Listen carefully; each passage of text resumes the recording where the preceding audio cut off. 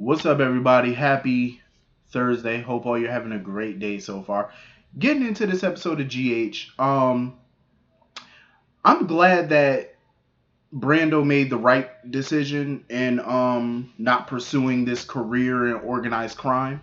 Do I think it will last? No, I don't think it will last. I honestly don't. I'm gonna tell you why in a minute. But for the time being, I'm glad he chose not to do this because you have to. If you're gonna get into that life, if you're really going to get into organized crime, you should not plan on having a family because that is not the type of career that you need a family in. Because once you have a family and you're in that business, you become vulnerable. You become vulnerable. Very. Look at everything Jason, Sonny, Carly, Sam. Look at everything they went through over the years. Look at everything their kids went through. Kidnappings, shootings, comas, all type of stuff. Brando really needs to think about this, and I'm glad he did. And hopefully, hopefully, hopefully, he does not let his calculating mother sway his decision, because something tell me it's gonna happen. The way Gladys was scowling at him and Sasha when they were kissing, listen, I was like, Gladys, go sit your old ass down. Go sit down, please. Go sit down. Here she coming over there. Carly did. I'm so mad. Carly didn't offer you a position in the family business. Gladys, Gladys. The Corinthos organization is not a family business. What Corinthos do you see working in the organization besides Sonny and Carly? Carly only took up the mantle because she had to at the time. Do you see any of Sonny's children in the organization? It's not a family business. ELQ, that's a family business. Cassadine Industries, that's a family business. Organized crime, that's not really a family business. Not the Corinthos organization is not. And that's the way Sonny and them wanted it. The only reason she's pushing for her son to be in that business is to be greedy. It's for her own personal financial gain. That's all it's for. She came to Port Charles. She sees the life that Sonny lives, the mansion, the cars, the staff at the house, all this money. That's all she sees. Gladys sees the glitz and the glam, and she is willing to put her son's life at risk just to accomplish this, just to get this stuff. What are you going to do if your son gets murdered? What are you going to do? Eventually, the money runs out. Because the way she's greedy, she's liable to spend up whatever he saved up or invested. It wouldn't last her. So then what you going to do? He goes to prison. What you going to do? Because majority of his money you're not going to have access to because majority of it is going to be dirty. So what are you going to do, Gladys? Like Gladys, I don't think people like her, they don't think about the logistics of being in that business. They don't think of it. They see the glitz, like I said yesterday. They see the glamour. They see the flash and dash. That's all they see. But I'm like, look at everything else that comes with that shit. It's not good. It is not good at all. And my biggest problem at this point, I wanted Sasha to be with Brando, but I just feel like she needs to walk away. Sasha needs to walk away from him because everything in me is telling me Brando ain't nothing but a mama's boy. And at the end of the day, she has a child on the way. You are about to raise one child. You do not need to be dealing with another child. And that's all I see in Brando right now is a child. Like his mother sitting there ordering him to go get her a drink. He gets up and go do it. You little bitch. First of all, you are a grown ass man. Stop letting your mama run your damn life and dictate that shit. Stop doing that. Get off the tit already. You're grown. Stop sucking on the breast. You can get your own milk now. You don't need hers. I'm just saying. Like, damn, boy. Get your life. Please. I done had enough of Brando at this point with his mama. You know, Brando, I see a lot of potential in Brando, but he really need to cut his mother loose. As long as Gladys is in Port Charles, I don't see a successful relationship between Sasha and Brando. I don't see it. He needs to cut the umbilical cord. Get rid of her and boot her ass back home. You're not going to have a successful relationship. I can imagine when the baby get here. Oh, Lord. Have mercy when the child get here. She gonna be ready to name the child. She gonna be ready to breastfeed the child. I could imagine. She gonna take over. I'm telling you, that's how she is. Y'all ever seen Everybody Loves Raymond? That was my show back in the day. With Marie, y'all used to see how Marie used to treat Deborah, Raymond's wife. Oh my God, she used to treat her like shit. She criticized her parenting, criticized her housekeeping or how she kept her house, criticized her cooking. Like, she was the mother-in-law from hell. Gladys is literally Marie Barone on steroids. Literally. Because I don't know what parent will want their child in organized crime. I mean, there's some out there that would, but I'm like, bitch, you got to have a mental issue to want your child in that lifestyle. Especially when they got a legitimate job. He runs the garage. He makes really good money. You know what I'm saying? The problem is he's not making enough to suit her lifestyle. That's really what the issue is. That's the problem for Gladys. He don't make enough money for her. That's the problem. And he needs to nip that shit in the bud very quickly. So anyway, moving on from that. I don't know why Jordan listened to Aunt Stella. I really don't know why. Like, she went to the Savoy and just got her heart broken. Like, the way she ran out of that club in tears, I felt bad for Jordan. She should have never listened to Aunt Stella. She should have. Aunt Stella needs to mind her business because she's sitting here telling her, oh, fight for your marriage. Like I said before, you can only fight if the other person is willing to participate. Curtis is not participating in the fight. So what can she do? This is why I feel like Aunt Stella should have never got involved, because I'm pretty sure Jordan hates that they're getting a divorce, but she made peace with it. She was okay with it until Stella had to come in, open up her mouth. Oh, fight for your man. Oh, do that. She can only do but so much. Talking about, oh, if there's anything left unsaid, you need to go to Curtis and say it. What else can she say to him? He knows how she feels. This is his doing. You know, she made peace with this, but no, Stella had to run her mouth. I'm like, no. I felt bad for Jordan in that instance, because when she went to the Savoy, she had to walk in on them kissing. I'm like, damn. Damn. It's like nobody can be alone on this show. And my thing with Curtis was, like I said, I'm all for people moving on, but it's like he never even mourned the loss of his marriage. He never, it's like you never took some time out for yourself. Be single, focus on your new club, do that. It's like people just don't know how to be by themselves. And I don't know what that is, but it just feels like when you break up with somebody, you just have to go to the next person. You have to move on. I feel like that is a disaster waiting to happen when you do stuff like that. That's not good. Be by yourself, figure your shit out, and then, if somebody come along, or if there's somebody that you've always liked, handle it that way. Other than that, be by your damn self. Be single.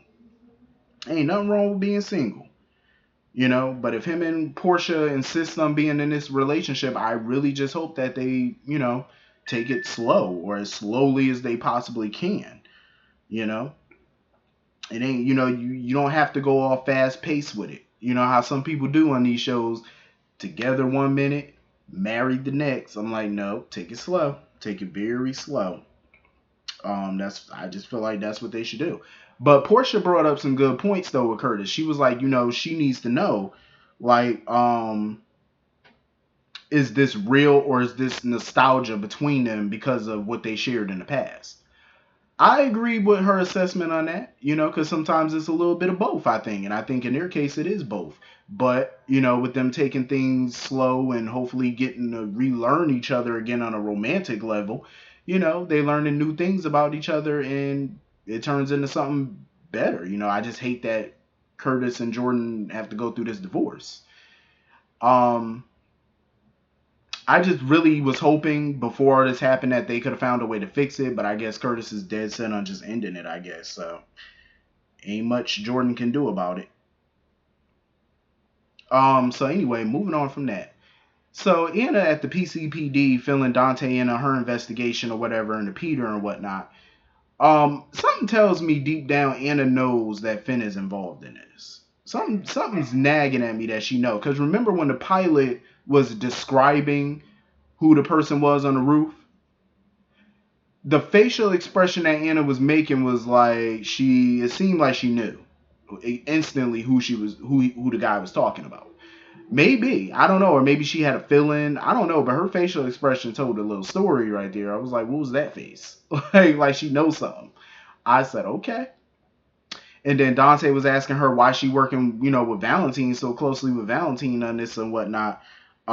She got all defensive and stuff. I'm like, cause she want him. Anna could lie to herself all she want to. She want that man. She do.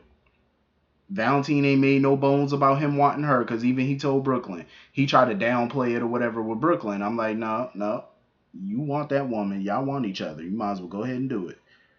Um, I'm glad that Dante is getting his life back, under control and stuff, especially after the whole PTSD stuff. And he admitted that, he's still seeing Kevin and stuff going for his therapy sessions with him. I wish that we could see those therapy sessions. I really wish that we could, because I think that would be so dope to see those therapy sessions. I would love it. Um, so anyway, moving on from that, Sam and Olivia was talking and stuff. Sam was under the impression that Olivia knew what happened on the 4th of July between her and Dante, because she thought that Dante told Olivia. Dante was looking at her and saying, what the hell are you talking about, the 4th? Olivia had no idea what she was talking about. So when Dante ended up popping up or whatever, they acting so awkward about the kiss. I'm like, y'all are two grown ass people. Y'all can't talk about this? Like two grown folk? So they all just playing with their hair and moving their hair around and playing in their hair. Olivia back there looking at them like, okay. So Olivia finally come up. She was like, can y'all take this conversation somewhere else? Because y'all starting to freak out my diners. I was like, exactly. They're acting real weird in the middle of the restaurant. I'm like, yeah, y'all need to take this conversation somewhere else. Like the hotel has plenty of private areas y'all can go to it, please, and talk about this amongst yourselves, because it's a little awkward seeing y'all talk. It's very weird. Like, grow up.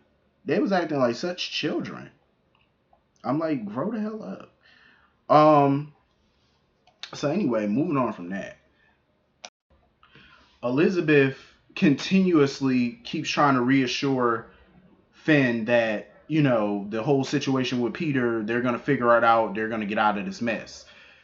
Finn is cracking. Finn is definitely cracking at the seams because his guilt is eating him alive.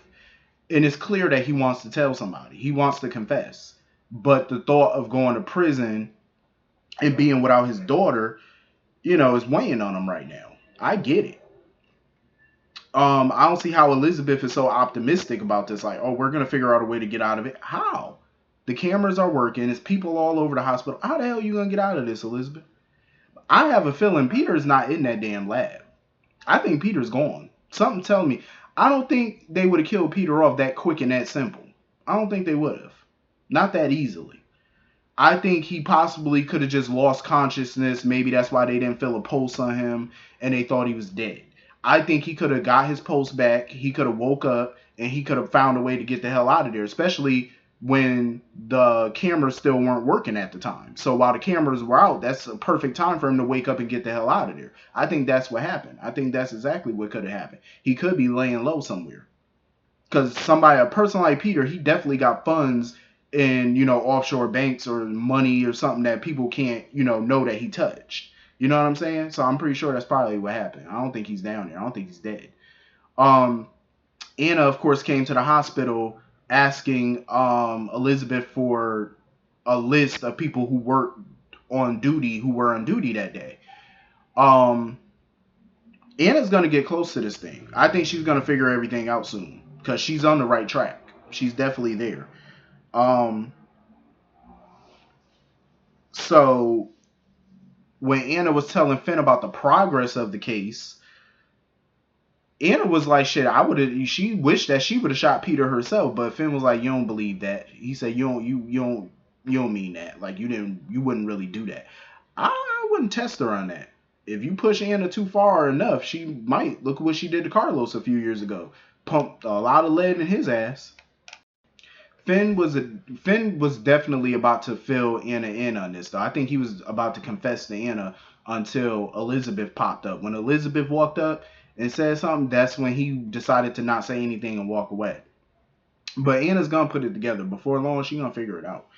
Um, so yeah, Valentine was definitely trying to downplay shit with Anna when he was talking to Brooklyn and stuff. Because when she was asking him about his adventures with her, he was being very evasive.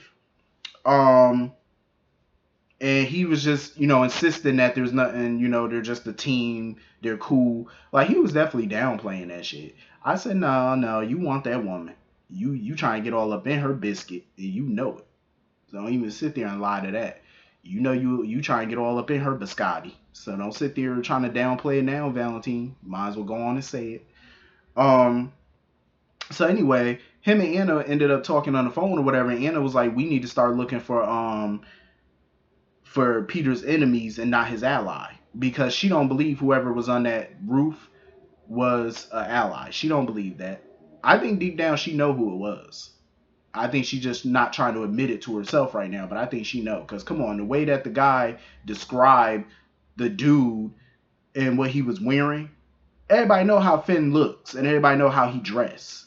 And it's a good thing they didn't mention a vest. If they would have mentioned a vest, oh, she would have knew right off the bat who they was talking about. Because everybody know Finn always wear a vest with his suit. So, but I think she's gonna figure it out rather quickly though. I definitely think she will. But anyway, hit the comment section. Let me know what y'all thought about this episode. I will see y'all all later. Have a great day. Peace.